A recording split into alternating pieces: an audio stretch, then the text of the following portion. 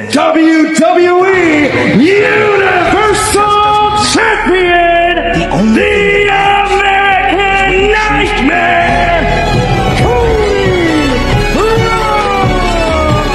এবছর WrestleMania 40-এ Cody Rhodes Roman রেইন্সকে হারিয়ে WWE undisputed universal চ্যাম্পিয়নশিপটি জিতে নেবেন।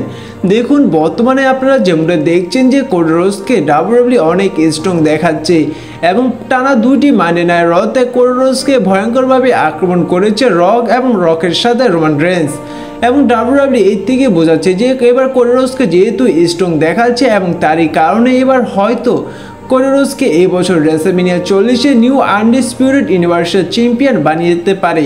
আপনারা হয়তো WWE-তে একটি বিষয় দেখেছেন যে কোনো চ্যাম্পিয়নের সাথে যখন কোনো একটি রেসলারের ম্যাচ হয় সেই চ্যাম্পিয়নটি ভয়ঙ্কর আক্রমণ করে থাকে তার অপোনেন্টটিকে এবং সেই চ্যাম্পিয়নটি যখন সেই অপোনেন্টের কাছে তার টাইটেলটি হেরে যাবে এবং সেই অপোনেন্টটিকে অনেক স্ট্রং দেখায় এবং সেই চ্যাম্পিয়ন ভয়ঙ্কর আক্রমণ করে থাকে তার অপোনেন্টগুলোকে।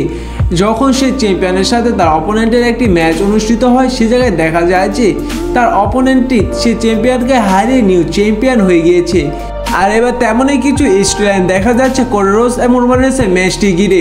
আর তার জন্য এবার অনুমান করা যাচ্ছে যে এবার হয়তো রেসলম্যানিয়া 40-এ হয়তো রোমান রেইন্স তার টাইটেলটি হেরে যেতে পারে কোডি রোডসের কাছে এবং কোডি রোডস হয়তো তিনি জিতে যেতে পারেন এবছর WWE আনডিসপিউটেড ইউনিভার্সাল চ্যাম্পিয়নশিপটি রোমান রেইন্সকে হারিয়ে।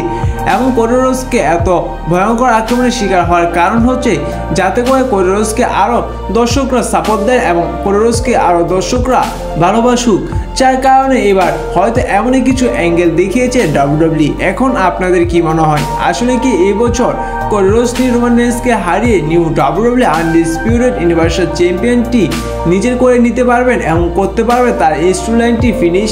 তা অবশ্যই কমেন্ট করে জানিয়ে দিবেন। ধন্যবাদ।